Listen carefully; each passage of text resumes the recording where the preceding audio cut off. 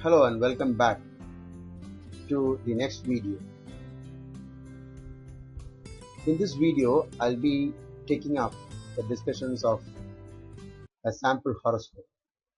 How you should read a horoscope, what should you do with a horoscope. All this will be dealt with in this video. The first thing is, of course, you need a horoscope, and it is usually written out like this, and it should have the 9 planets or the 9 grahas entered, and then it should also have the ascendant. Ensure first that there are 9 of them. So count from here: 1, 2, 3, 4, 5, 6, 7, 8, 9. All the 9 planets are there. And then on top of that, you should have the ascendant too. The ascendant or the lagna is the most important reference point in the chart. So without this ascendant, you cannot read the chart. So place the ascendant, put it as number 1, and then clockwise number 2, then number 3, number 4, 5, 6, 7, 8, 9, 10, 11, and 12. So that's how you do it. And once this is done, you can definitely start reading a horoscope. Though there are many other complicated things in the study of astrology, this one is sufficient enough to get a very good idea on what are possible in a lifetime.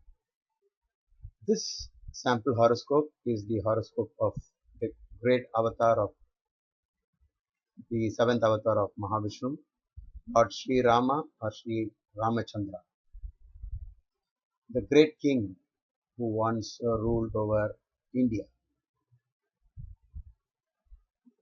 In this horoscope, you will see that the ascendant is over here.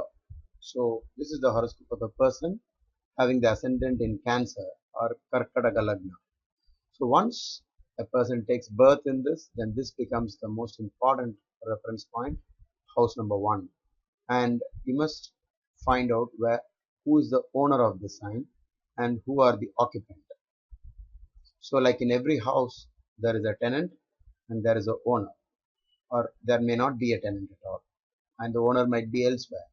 So we are going to deal with all these conditions in this chart. So, but here you see in the first house, there are 2 planets. Therefore, there are 2 occupants.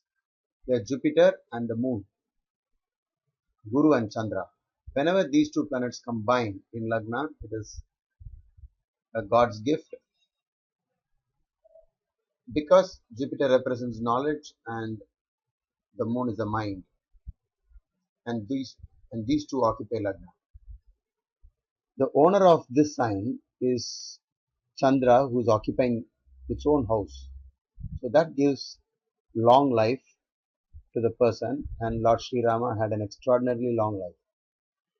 The second point is that this Jupiter over here gives him a Hamsa Yoga, which is a Pancha Mahapurusha Yoga.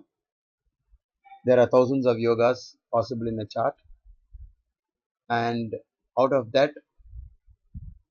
5 yogas are supposed to be very superior, and that is called the Mahapurusha Yoga, meaning an extraordinary person. So Jupiter over here gives rise to one such Pancha Mahapurusha Yoga called the Hamsa Yoga. Apart from that, the combination of Jupiter and the Moon gives rise to a yoga called Gajakesari Yoga, and that is there in the first house. So this is therefore the horoscope of an extraordinary person. The reason why we have picked up this chart is to learn the principles of astrology and then correlate it to the events in the life of Lord Sri Rama, so that you will come to know that the planets, their role is indeed too powerful. And the horoscope definitely reveals the events in a person's life. The second house is empty, but doesn't matter. Even every house has got a lord, the owner of that sign. In this case, it is Surya or Ravi. It is occupying the 10th house. So the second house deals with family, wealth. 10th house is karma and livelihood. you find that that second lord is the 10th, meaning your livelihood is a continuation from your family business possibilities. And this is the horoscope of the great prince Lord Rama, who takes over from his father. And the third one is the house of help, assistance. The owner of this sign is Mercury or Buddha, which is placed in the 11th house of gains. So a lot of gains from the brothers. And Lord Rama was supported by his three brothers, especially the next born, Lord Sri Lakshmana. He was always with him.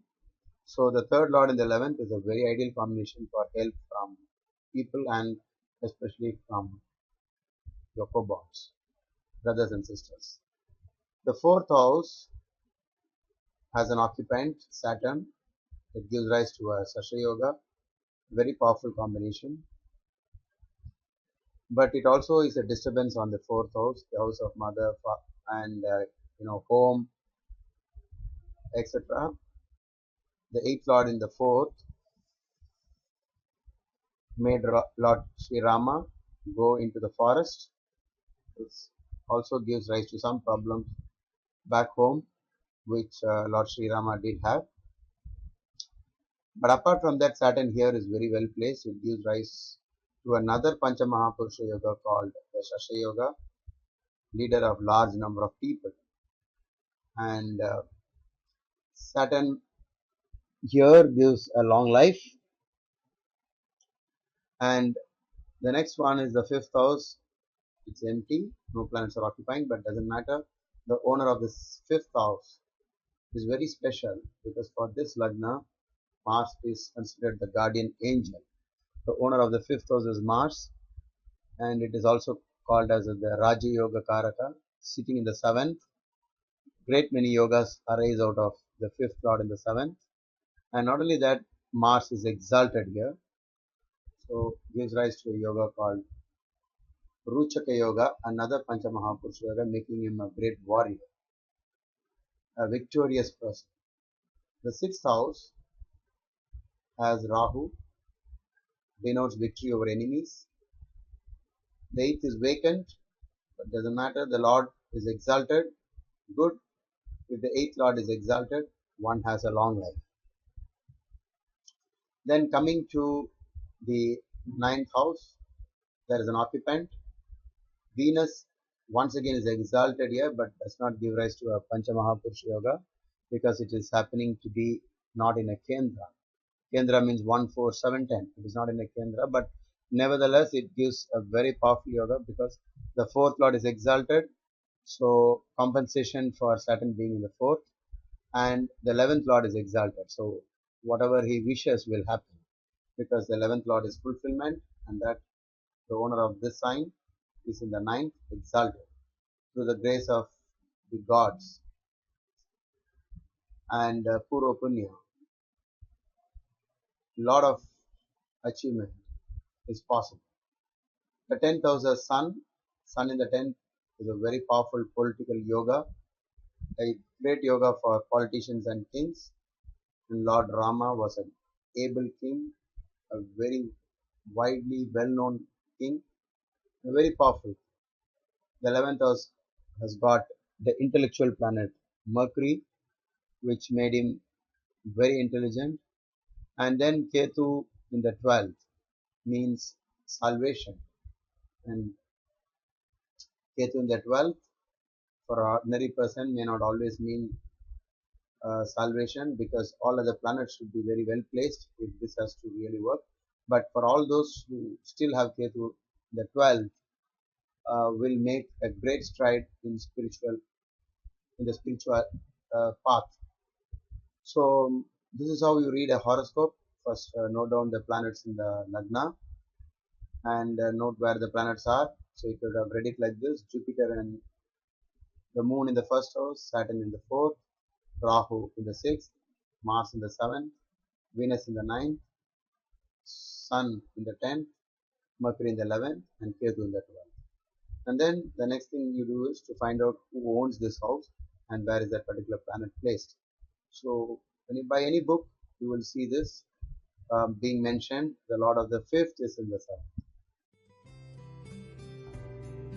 We have come to the end of this session. Thank you so much for watching this video.